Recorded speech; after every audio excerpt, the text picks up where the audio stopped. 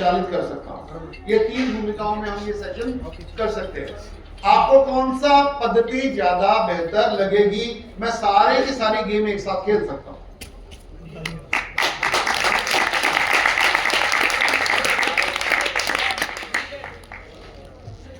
हाँ जी, बोलिए क्या किया जाए।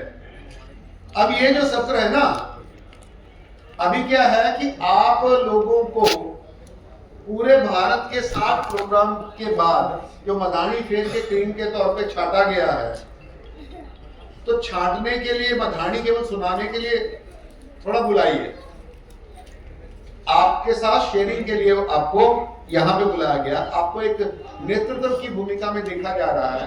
तो आप नेतृत्व क्या होता है, सुनने वाला नेतृत्व नहीं करता, नेतृत्व तब पता करता है जब वो अपने आप को व्यक्त करता है। तो आपको भी व्यक्त करना, तो ऐसा करते हैं।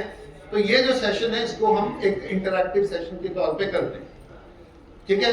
तो ऐसा करिए, बहुत सारे लोगों ने बहुत सारे विषयों को सुना, बहुत सारे विषयों में आपकी स्पष्टता बन गई होगी और बहुत सारे विषयों में आपकी कुछ कंफ्यूजन, कुछ डाउट, कुछ क्वेश्चंस रह गए होंगे। तो पहला काम क्या करते हैं कि आपके प्रश्न ले लिए जाए, ठीक है।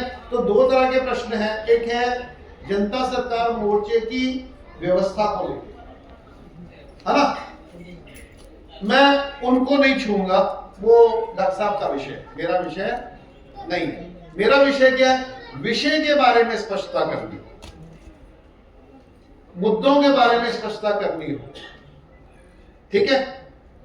देश दुनिया में जो भी इस समय चल रहा है उसके बारे में अगर आपको स्पष्टता करनी है, उसके बारे में आप क्वेश्चन पूछ सकते हैं, ठीक है। कोई भी विषय हो सकता है, आप अपना प्रश्न पूछ सकते हैं और ये मंच ओपन रहेगा। मेरी रिक्वेस्ट है कि 2 साथी माइक लेके अंदर रहे और एक एक करके प्रश्न पूछे जा सकते जी। ले जाइए, मैं 2 वॉलंटियर हो जाएं जो माइक को लोगों तक पहुंचाने में मदद करेंगे। वीडियो देखो, नहीं ये वाला फिर सर्च कर लो, कोई बात नहीं। राजनीति, संविधान, अर्थशास्त्र, मुद्रा विज्ञान, हेल्थ, पॉलिटिक्स, जियोपॉलिटिक्स, एनवायरमेंट, कुछ भी आपका कोई भी एंगल हो सकता है, दर्शन कोई भी एंगल हो सकता है, क्योंकि हम व्यवस्था की बात करते हुए व्यवस्था के सारे आयाम और हम केवल और केवल एक राज्य, एक देश, एक पॉपुलेशन की व्यवस्था की नहीं बात कर रहे, हम संपूर्ण मानव जाति के 800 करोड़ लोगों की व्यवस्था की भी चिंतन और बात कर रहे हैं। हमें उतना मन, उतना दिमाग, उतना भाव खुला रखना पड़ेगा, क्योंकि अब दुनिया बंद नहीं है, खुली दुनिया जी। प्रश्न वर्मा जी,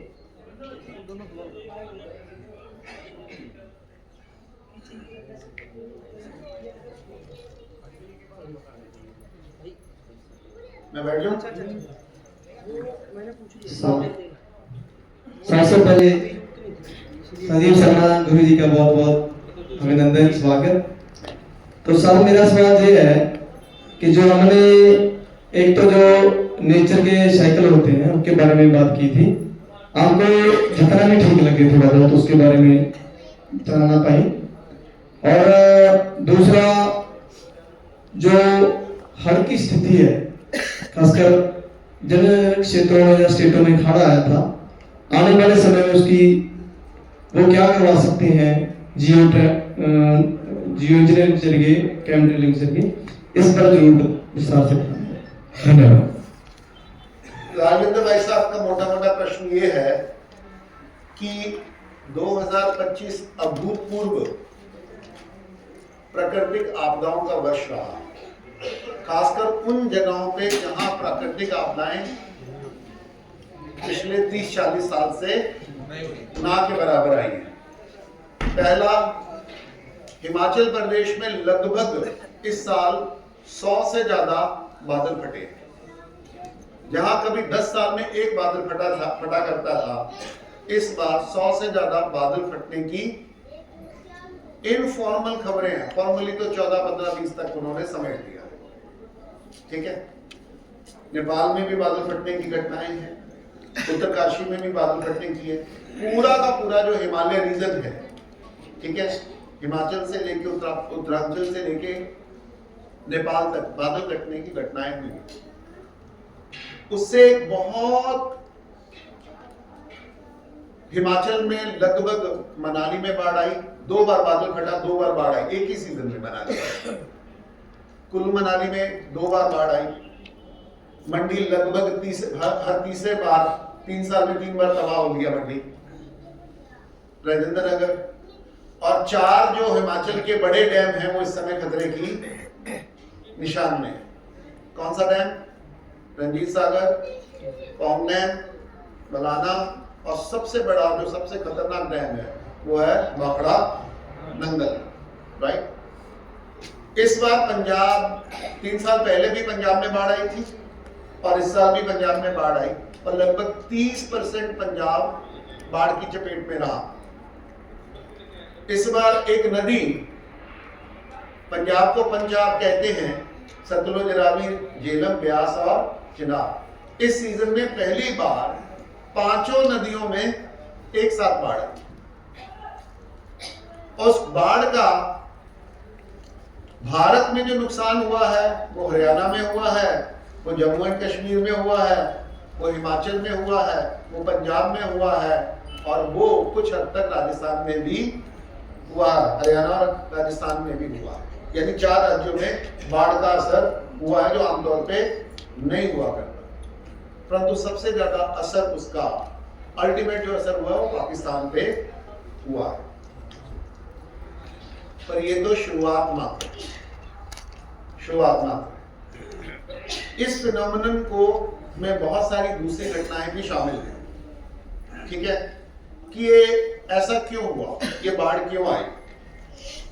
ये बाढ़ आई, पंजाब के बहुत सारे संगठनों ने, बहुत सारे प्रत्यक्षदर्शियों ने कहा कि ये आई नहीं, लाई। तो दूसरा एक और घटना घटी कि हिमालय जो है वो भारत का प्रहरी है, वो भारत की रक्षा करता है। हिमालय दुश्मनों से ज्यादा मॉनसून को रोक के पूरे के पूरे भारत को, उत्तरी भारत को वो पालता, पोसता, सिंचित करता है। इस बार पहली बार ऐसा हुआ कि जो मानसून की जो पवनें हैं उनको हिमालय नहीं रोक पाया। अब हिमालय मॉनसून की पवनों को रोक नहीं पाया। इस बार जो बरसात हुई वो रोक लेता था, वो मैदानों में होती थी। पहले हिमाचल में बारिश होती थी, फिर मैदानों में होती थी। बहुत धीरे से मानसून का जो साइकिल है, पंजाब, हरियाणा, हिमाचल, उत्तरी भारत को, ठीक है, पूरी की पूरी बरसात देता था। और दुनिया के सबसे बड़े हरे भरे मैदान, सबसे उपजाऊ भूमि, सबसे कमाल का तापमान, सबसे ज्यादा प्राकृतिक और मानवीय विविधता वाला, सांस्कृतिक विविधता वाला ये प्रदेश, ठीक है, जिसको हम भारत कहते हैं, उसको ये सिंचित करता था क्योंकि हिमालय मानसून पवनों को रोकता था। इस साल हिमालय नहीं रोक पाया। इस साल जो बारिश हुई वो स्नो लाइन से नीचे नहीं हुई, वो स्नो लाइन के ऊपर। वही नहीं, स्नो के ऊपर बारिश हुई, वहां पर नहीं रुकी बारिश। उससे भी ऊपर जाके पहली बार लेह लद्दाख में बारिश हुई। वहां बारिश नहीं होती, वहां स्नो पड़ती है। बारिश और स्नो में क्या होता है? बारिश में पानी बरसता है तो पानी बहता हुआ नीचे आता है। स्नो में क्या होता है? स्नो बहती नहीं है, जहां गिरती है वहीं टिक जाती है, चाहे वो आड़ी हो, चाहे सीधी हो, चाहे तिरछी हो, जहां है वहीं पे स्नो टिक जाती है। फिर धीरे धीरे गर्मी में वो पिघलती है और पिघल के वो बूंद बूंद नदियों को, नालों को, सरिताओं को, ठीक है, में बहती है। फिर बड़ी नदियां, छोटी नदियों में बड़ी नदियां बहती हुई पूरे के पूरे भारत को या भारत भूमि को वो पालती पोसती है। ये एक मूल प्राकृतिक चक्र है। इस साल क्या हुआ? बारिश सीधी बर्फ के ऊपर पड़ी। अब बर्फ के ऊपर पानी पड़ेगा तो क्या होगा? पानी बनेगा, बर्फ का पानी बनेगा। बर्फ का पानी बनेगा। और जब बर्फ का पानी आएगा तो बर्फ के जो ग्लेशियर हैं वो दूसरी गति से एक तो पिघलेंगे तेजी से, तीसरा क्या होगा, पूरा का पूरा ग्लेशियर क्या क्रैश हो जाएगा। वो क्रैश होकर पूरा का पूरा जो बर्फ है वो धाड़ से नीचे आएगा। तो जैसे वो नीचे आएगा वो अपने साथ मिट्टी, पत्थर, गारा और पूरा का पूरा जंगल को लेता हुआ आएगा। हिमाचल में कौन कौन गया है, घूमा है? तो हिमाचल में आप नदियां देखते हैं, सतलुज रावी ब्यास देखते हैं। पर्टिकुलरली मनाली में आप ब्यास नदी को देखते हैं, वो 20 मीटर से ज्यादा बड़ी नदी नहीं होती। यहां से लेके वहां तक जाके नदी खत्म हो जाती है, राइट। पर वो तेजी से बहती है, पर इतनी चौड़ी नदियां होती हैं, ज्यादा चौड़ी नदियां होती नहीं है। अचानक जब ग्लेशियर से ऊपर से बारिश होती है तो सीधा ग्लेशियर नीचे आता है, पत्थर, पानी सब कुछ आता है, तो फ्लैश फ्लड आता है।